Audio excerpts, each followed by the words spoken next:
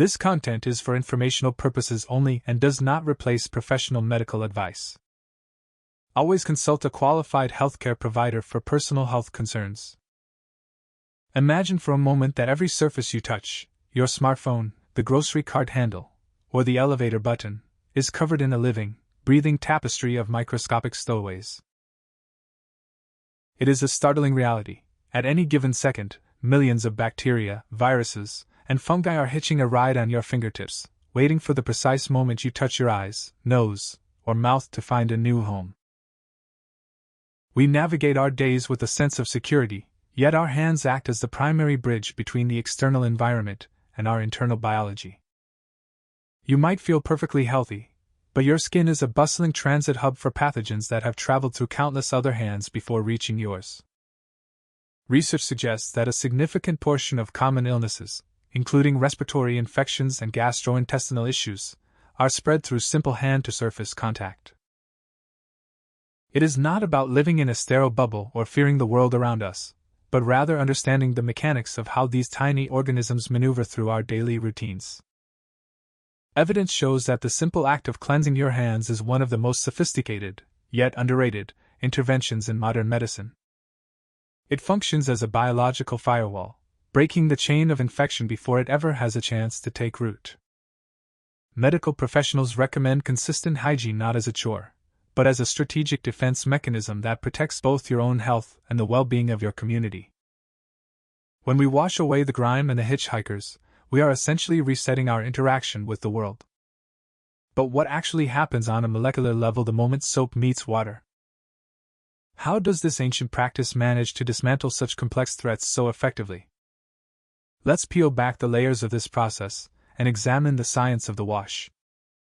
At the heart of this process lies the humble soap molecule, a marvel of chemical engineering that acts like a microscopic wrecking ball against germs. To appreciate how this works, think of soap as a dual-natured agent. When you apply soap to your hands and add water, these molecules immediately get to work. The hydrophobic tails are essentially repelled by water, so they seek out any available surface that isn't water, like the oily membranes of viruses or the fatty layers protecting bacteria. Think of this envelope like a protective bubble. It is essentially a greasy, fatty layer that holds the pathogen's structure together. As the soap molecules wedge their tails into this lipid layer, they begin to pry it apart, physically dismantling the virus's outer defenses. The mechanism for bacteria is equally fascinating. Bacteria often cling to the skin's natural oils, which act like a sticky adhesive, trapping them in the microscopic crevices of your fingerprints and palms. However, soap surfactants act as a bridge. Because they have that water-loving head and oil-loving tail, they surround the debris, creating tiny, spherical structures called micelles. It is a violent, chaotic, and incredibly efficient molecular demolition. You aren't just washing your hands, you are chemically dismantling the very architecture that allows these pathogens to survive on your skin. It takes a few moments for these surfactants to fully surround the particles and break down the lipid layers. If you rinse too quickly, you don't give these microscopic agents enough time to finish their work. But while the chemistry of the soap itself is powerful, the way we physically move our hands during that process is equally vital to ensuring that no corner is left untouched.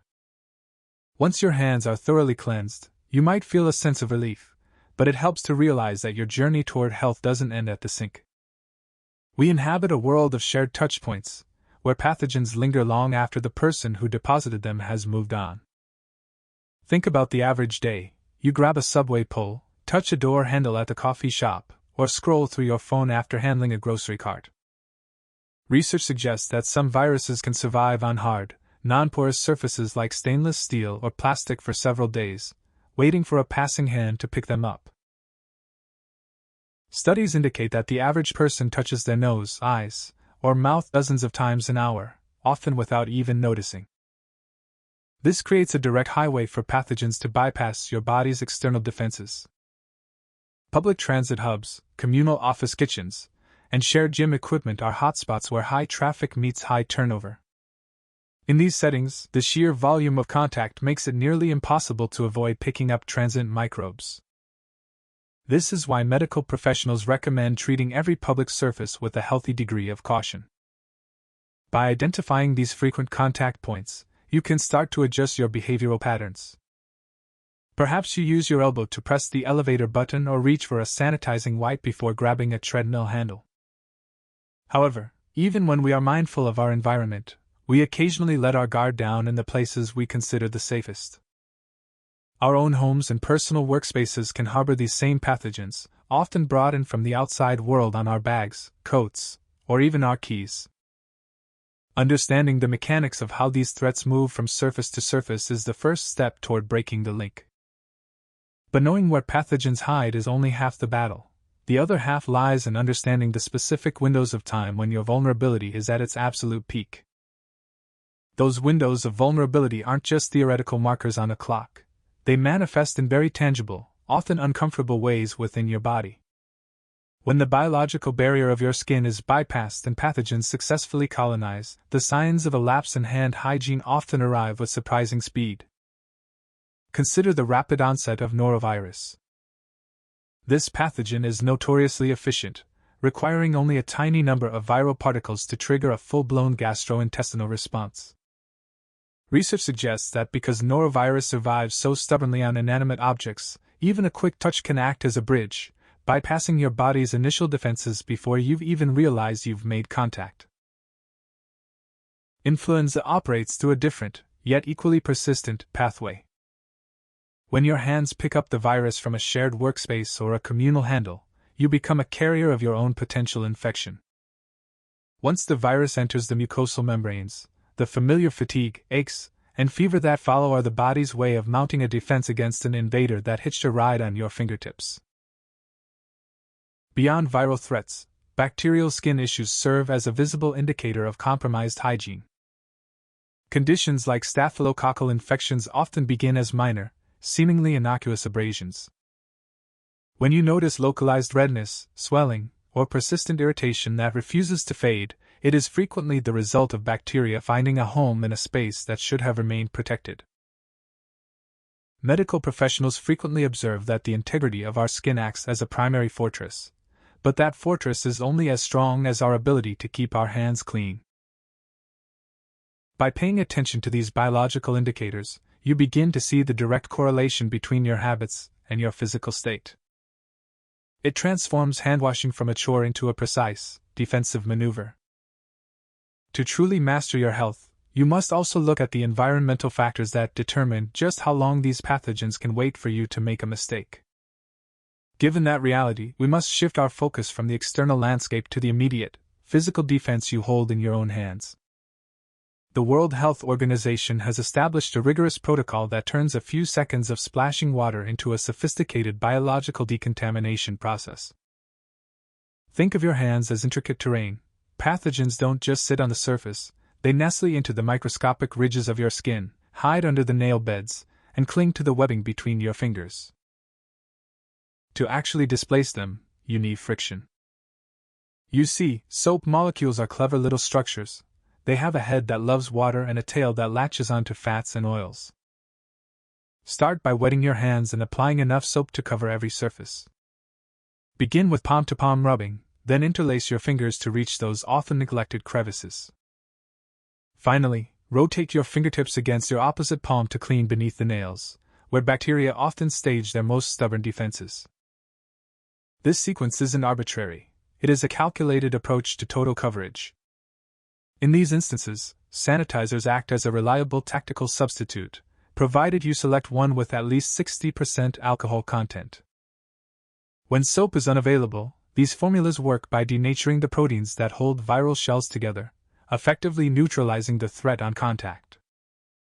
If you stop while they are still damp, you aren't giving the alcohol enough time to complete its chemical work. Mastering this technique is about consistency. By internalizing these habits, you turn a mundane necessity into a powerful, repeatable ritual. Once your hands are pristine, the next challenge arises from the surfaces you touch immediately afterward, leading us to consider the hidden reality of the items we carry with us every single day.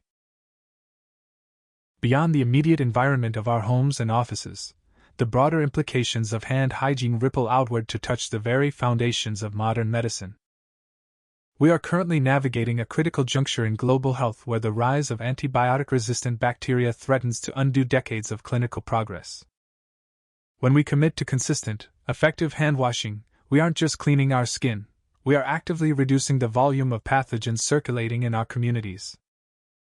By curbing the spread, we slow the evolutionary pressure that allows superbugs to thrive, essentially serving as a frontline defense for our medical systems.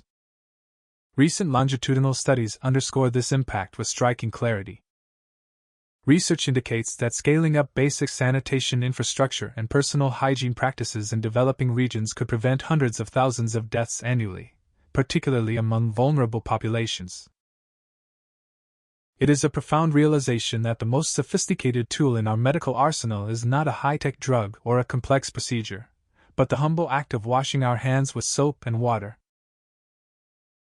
As we look toward the future, the integration of smart monitoring technology and behavioral science continues to refine how we approach public health.